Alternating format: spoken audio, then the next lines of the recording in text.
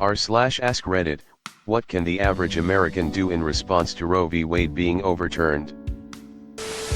The ruling essentially says abortion is now something people vote on. So vote, I guess. Vote in every election, not just the presidential one. Vote in your local elections and force abortion rights to be election issues. RVW says that abortion rights is now up to the state government, so vote accordingly and let them know how they can get your votes. If you're in Michigan, or other states where pro-choice folks are fighting to get it on the ballot, figure out where they're collecting signatures for the petition to get it on the ballot in November, sign, and volunteer to help find more people to sign the petition. Here's a link, https://www. Mobilize. a/mere-profreedom/event/449898/. Mods, if the link isn't allowed, I'll edit, and just say what to Google. This is a little bit of a long one, but the story is important. In 2011 in Virginia, Republicans swept statewide elections. They had the governor, lieutenant governor, both houses of the legislature, and they had appointed the majority of justices on the state Supreme Court. They immediately began trying to ban abortion. House Bill 1 was a fetal personhood bill, and there were about a dozen more ugly ones too. These bills were expected to sail through with no real hurdles. A grassroots movement sprung up. A core group of people who had met and networked during the Occupy protests began planning protest actions. They were able to attract support from people who were not your typical protest crowds, and throughout the actions a lot of suburban, older women drove into Richmond to participate. Over several protests about 24 people were arrested, and later acquitted. Protests were confronted by riot police as well as little green men hiding in the bushes with assault rifles. However, the protests largely remained peaceful. The state Democratic Party and organizations like Planned Parenthood and Noel were literally calling the organizers and begging them to stop antagonizing the Republicans, but the organizers remained steadfast. In the end, we won. Most of the bad bills were defeated, and Republicans proceeded to lose every statewide election for the next 10 years. They ultimately lost both houses of the legislature as well, for the first time since the 90s. Bob Marshall, who authored HB 1, was defeated by Virginia's first openly transgender legislator, Danica Roem. So ultimately, here is what I would say to remember. The protests are important. What's more important is the networks that form at them. When you attend, try to meet people. Have potlucks. Get to know each other. You will come to rely on each other more than you think. Voting is important too, but only showing up to vote every 2 or 4 years and posting angry memes in between is not going to save us. Our institutions have repeatedly failed us despite more people voting in every election.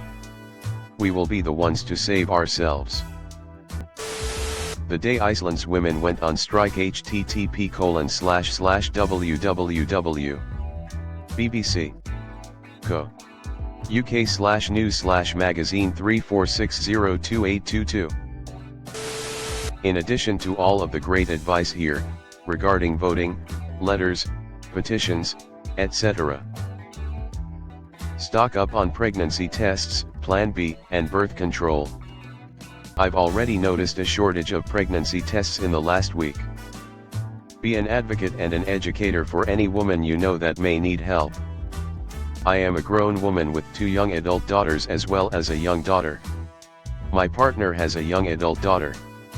And I work in an industry where I regularly have younger female co-workers that were never properly educated on their bodies or reproductive systems. I recently explained to a young girl pregnant with her 3rd child how ovulation works. She had no clue. I teach these girls how to track their periods. Edit to add. Apparently period tracker apps are no longer safe. Get your cycle details from your app, then delete it. Start tracking your periods using dots on a paper calendar. Dot on the first day. Dot on the last day. Rinse. Repeat. help them use the resources they aren't even aware are available to them for free and low-cost birth control. I encourage them to stock and use dollar store pregnancy tests at the slightest worry they might be pregnant, and make sure they know I've got backups. Unfortunately, the system has failed educating these girls. Bet you can guess where I live. And now it's failing them again by punishing them for their lack of education. I won't stand for it. Education is now key. Here are a few tips. Dollar store pregnancy tests are as reliable as the expensive ones. They are mass-produced by companies and intended for people going through IVF, fertility issues, etc. I have never had a false negative or positive with one. I keep several on hand at all times. Amazon has a brand of Plan B called My Choice for $10. Other places like Heb and some Walmarts also stock this brand for around $20. You do not have to pay $50 for Plan B. The generic version is the same as the brand name. Same drug, same dose. Stock up. There are rumors Plan B will be taken from us too. Edited to add, since it's been asked/mentioned a few times, shelf life is 4 years.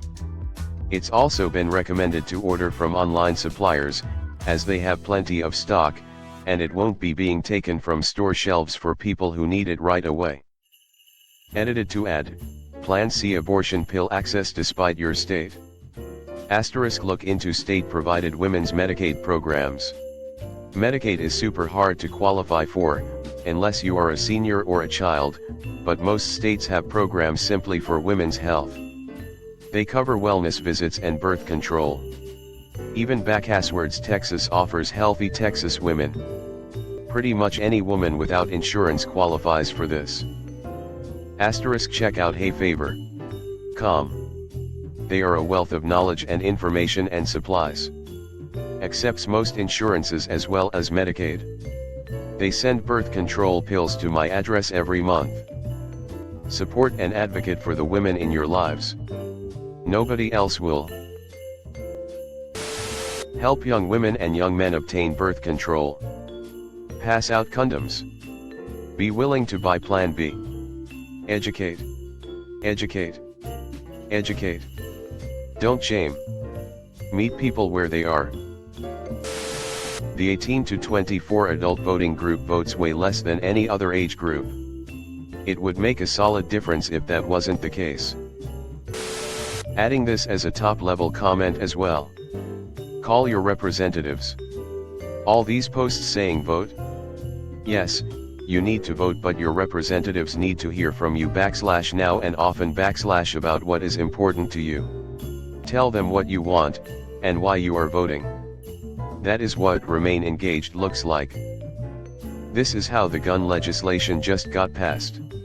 There was a huge coordinated push of people contacting their representatives. Even Republicans were getting constituent calls at a ratio of 10:1 in favor of reasonable measures, so they felt confident in voting for a bill with the support of their voters. Join the #SaveAL6 movement and add the state and local office phone numbers for your 3 federal reps to your phone. Make it a habit to call. I think we should be saving all 10. Don't forget your state reps, who are often more impactful than your federal reps.